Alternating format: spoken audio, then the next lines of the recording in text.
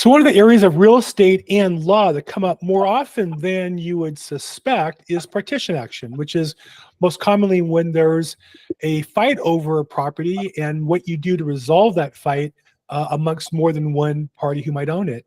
And so we're really lucky today. I happened to read in the LA Business Journal about the opening, the expansion of a firm that really specializes in partition actions. And I think the founding partner or one of the big mucky mucks is Ellie Underwood. Thank you so much for joining us, Ellie.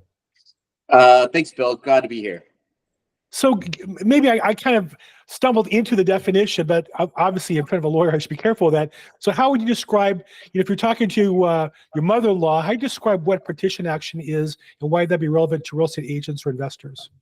Yeah, it's really easy. It's really just the court-ordered process of facilitating a sale of real estate where you have two or more owners and one of them wants to sell, but one or more of them do not, right? So this happens most frequently. The most common circumstances I see are where brothers and sisters inherit real estate from mom and dad, or a boyfriend and a girlfriend buy a house together, or, two friends want to operate an Airbnb in Lake Tahoe or at the beach.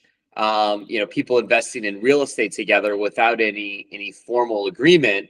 And then when the relationship breaks down, there's really only one legal remedy to get out. There's only one escape hatch, and it's called a partition action.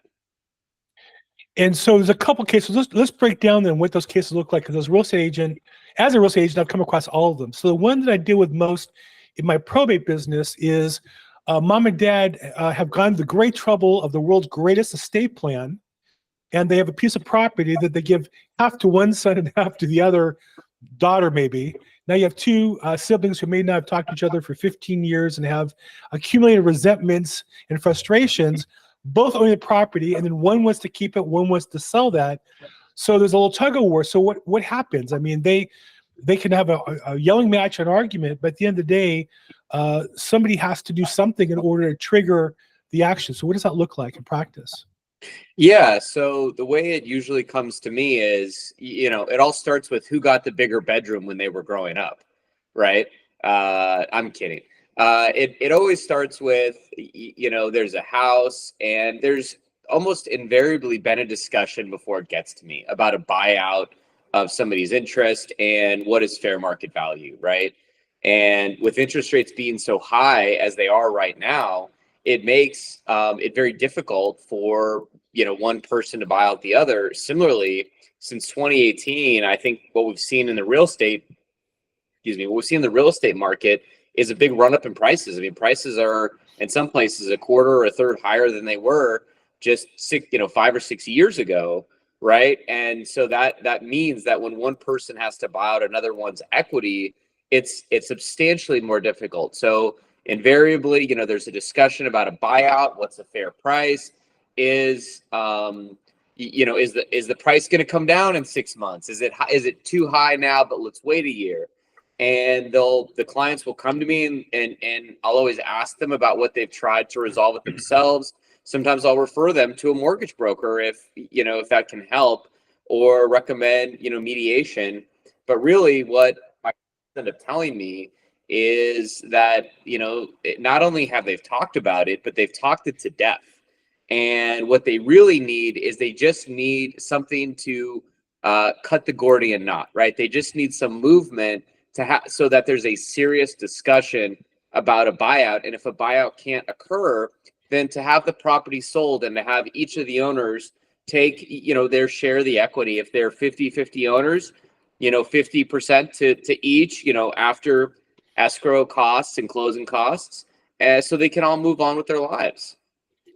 Now, I don't give legal advice, but from a business point of view, what I've seen happen is almost every time, if they're 50-50 owners, either one will end up prevailing if they want to force the sale. Is that a fair assessment? Yeah. So the law of partition is that there's basically only one known defense to a partition action, something called a waiver. So the law generally is that partitions are very favored and courts look very favorably on them, which generally leads to a sale of the property occurring or a buyout occurring under some sort of negotiated terms. So the court's probably going to side with the party that's moving to sell the property. And then the risk is, I think, and please fill me in, that the party that resists the action and causes attorney fees runs the risk of having to pay additional costs and fees as a result of their resistance if they're not being fair. Yeah, that's right. The partition law does contain an attorney's fees provision, and so it is a serious risk for a defendant who opposes a partition. Right.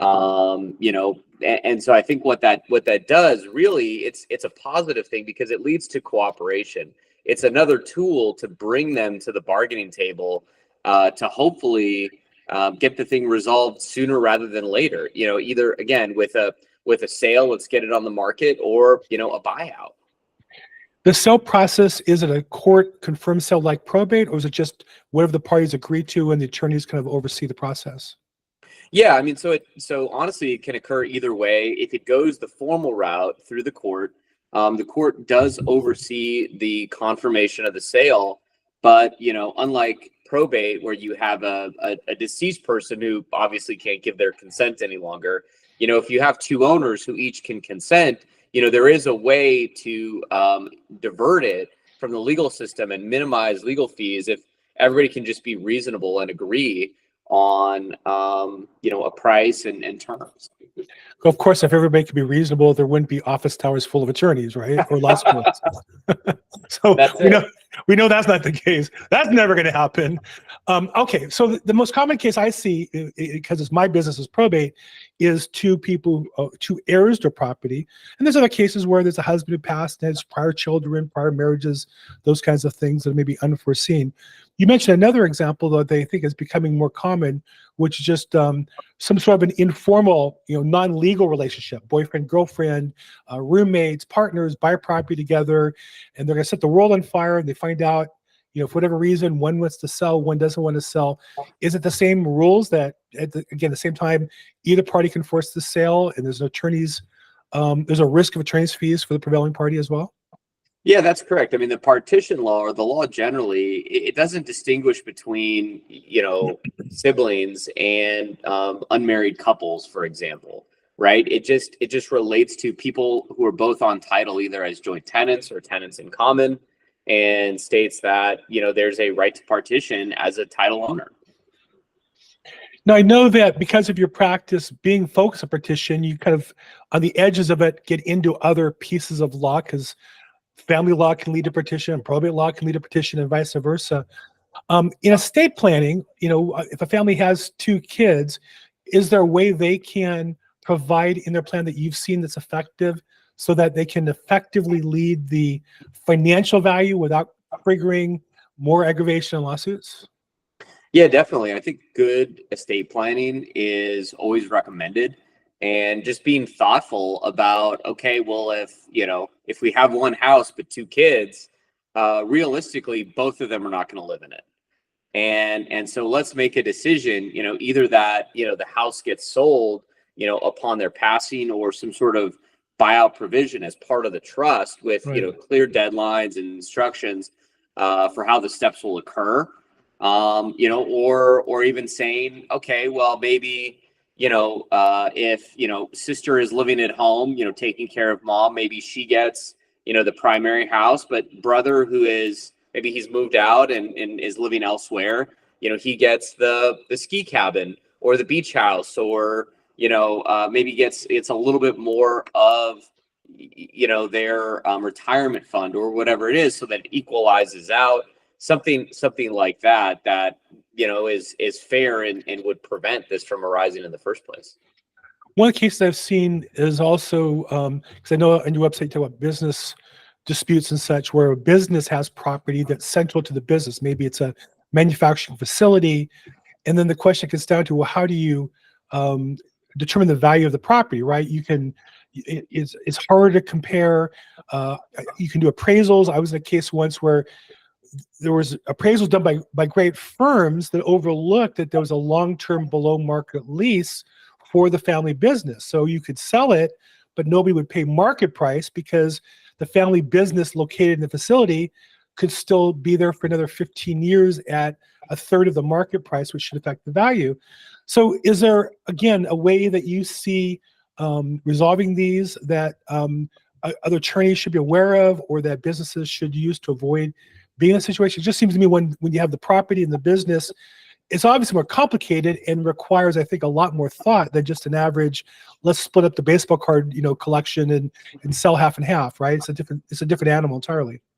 Yeah, no, it's a nice point. I mean, so that's actually where I started with Partitions, was from the partnership business angle, and seeing that, a lot of times, let's be real. The reason that, partnerships dissolve or break down is because there's, financial difficulties or challenges, right? And so, I would see these parties who are fighting over this business that in itself may not actually be worth that much, right? And they're fighting because they're, emotional about, what's happening.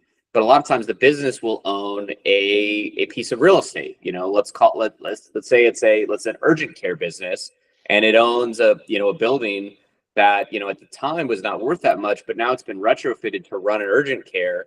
And that building may have like substantial value, right? So I'm involved in Partitions right now involving, apartment buildings, warehouses, industrial space, right?